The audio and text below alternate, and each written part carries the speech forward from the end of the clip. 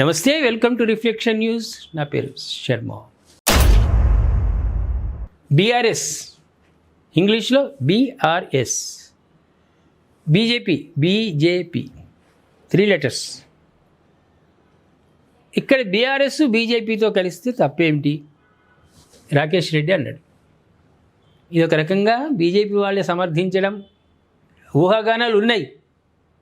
చివరికి కేసీఆర్ గారి కుమార్తె కూడా, కవిత కూడా అన్నది బీజేపీ బీఆర్ఎస్ ఒకటవుతున్నారు అని. దానికి ఇప్పుడు బలం చేకూర్చింది రాకేష్ రెడ్డి గారి మాటల్లో. కొంచెం డీటెయిల్స్లోకి వెళ్దాం. తెలంగాణ రాజకీయాల్లో ఎన్నికల పొత్తుపై బీజేపీ ఎమ్మెల్యే పైడి రాకేష్ రెడ్డి ఆసక్తికర వ్యాఖ్యలు చేసిండు. భవిష్యత్తులో బీఆర్ఎస్తో కలిసి పోటీ చేస్తే తప్పేంటని ఆయన ప్రశ్నించిండు. రాజకీయాల్లో పొత్తులు పెట్టుకోవడం, విడిపోవడం చాలా సహజమని అభిప్రాయపడ్డారు.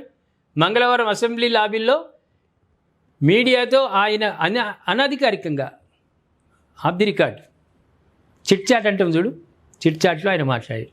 గతంలో తెలుగుదేశం పార్టీతో బీజేపీ పొత్తు పెట్టుకున్న విషయాన్ని రాకేష్ రెడ్డి ఈ సందర్భంగా గుర్తు చేశారు.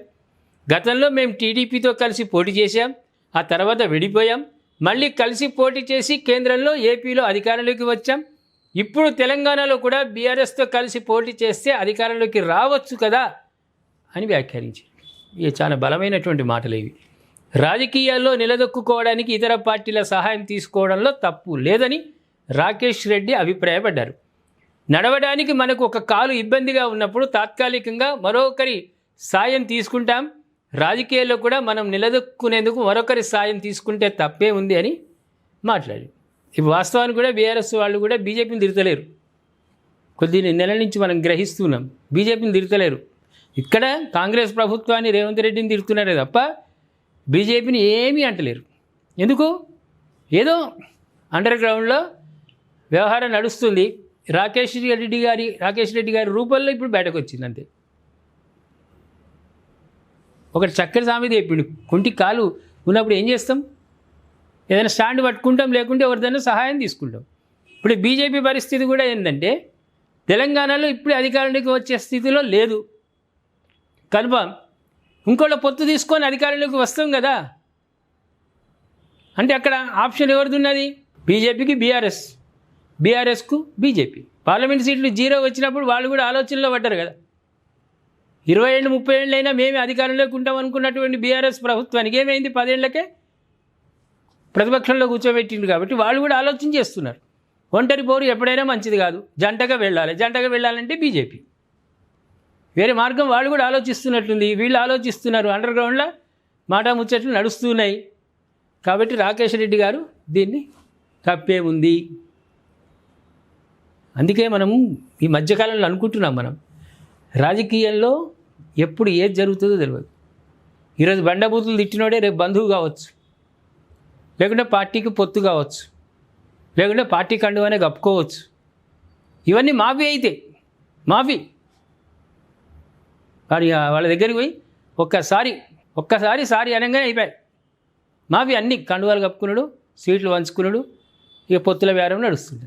పబ్లిక్ మనం వీళ్ళని చూసి ఆగమవుతాం. అబ్బా అసెంబ్లీలో వీరత్వం చూపించిరు, ఏం తిట్టుకున్నారు అంటారు. మళ్ళీ వీళ్ళు రాత్రికి రెస్టారెంట్లో కలుస్తారు. మనం ఆగమవుతాం, మనకు గుడిపోటు వస్తుంటుంది, మనకు బీపీ పెరుగుతుంటుంది, మనం ఆగమవుతాం. కానీ ఈ నాయకులు మాత్రం ఆగంగారు. ఎంత తిట్టుకున్నా మళ్ళీ సాయంత్రం ఒక దగ్గరనే కూర్చుంటారు. రౌండ్ టేబుల్ సమావేశాలు అయితే వీళ్ళే. కాబట్టి మనం ఏ వార్త వచ్చినా ఎలక్షన్ల వరకు ఒక మున్ముందు కూడా నిశ్చింతగా చూడాలంతే. టెన్షన్ పడద్దు, అస్సలు టెన్షన్ పడద్దు. ప్రేక్షకులారా, ఏం టెన్షన్ అవసరం లేదు. రాజకీయ నాయకులు రంగు రుచి వాసన లేని వాళ్ళే రాజకీయ నాయకులు. వాళ్ళకి ఏముండదు, చీములెత్తుడు కూడా ఉండదు. ఎంత తిట్టినా అవసరం కోసం వాళ్ళు ఎవరినైనా దాసోహం అంటారు. కాబట్టి హాయిగా మనం చూస్తూనే ఉండాలి. ఎలక్షన్ టైంలో మనం వేసే వాళ్ళకే ఓట్లు వేయాలి. ఏమంటారు? దయచేసి కామెంట్ రూపంలో చెప్పండి. బీజేపీ బీఆర్ఎస్ పొత్తు ఏ విధంగా ఉండబోతుంది భవిష్యత్తులో? అదేవిధంగా సబ్స్క్రైబ్ చేసుకోండి, షేర్ చేయండి. ఈ నెల 29వ తేదీ ఆదివారం మన రిఫ్లెక్షన్ ఛానల్ ద్వారా మనం నిర్వహిస్తున్న 4వ కాంక్లేవ్, అలాగే వరుసగా 3వ సనాతన కాంక్లేవ్ను మనం జరుపుకోబోతున్నాం. గత 2 సంవత్సరాలుగా మనం నిర్వహించిన కాంక్లేవ్స్ ఏ స్థాయిలో జరిగాయో మీ అందరికీ తెలుసు. అద్భుతమైన వక్తలు, వివిధ అంశాల మీద లోతైన చర్చలు, వీటన్నిటిని మించి సనాతన అవార్డ్స్ పేరుతో క్షేత్ర స్థాయిలో నిశ్శబ్దంగా ధర్మం కోసం పనిచేస్తున్న వీరులను మనం గౌరవించుకున్నాం. ఇంకా వైభవంగా ఈ కార్యక్రమాన్ని మనం నిర్వహించుకోబోతున్నాం. మనం చేస్తున్న ఈ భారీ కార్యక్రమాలకు ఖచ్చితంగా ఆర్థిక వనరుల అవసరం ఉంటుంది. గత 3 కాంక్లేవ్స్ కూడా ఎన్నో కష్ట నష్టాల కోర్చి మనం చేసుకున్నాం. ఒక జాతీయవాద ఛానల్కు యాడ్స్ ఇవ్వడానికి కూడా ఈరోజు కార్పొరేట్ సంస్థల దగ్గర నుంచి చిన్న వారి దాకా అందరూ వెనకాడుతున్నారు. ఈసారి సనాతన కాంక్లేవ్ విజయవంతం కావడానికి మీ సహకారం కోరుతున్నారు. ఇది కేవలం ఒక ప్రోగ్రామ్స్ కోసం ఇచ్చే డబ్బు కాదు, ఇది ధర్మ యుద్ధానికి మీరిచ్చే మద్దతుగా మేము చూస్తాం.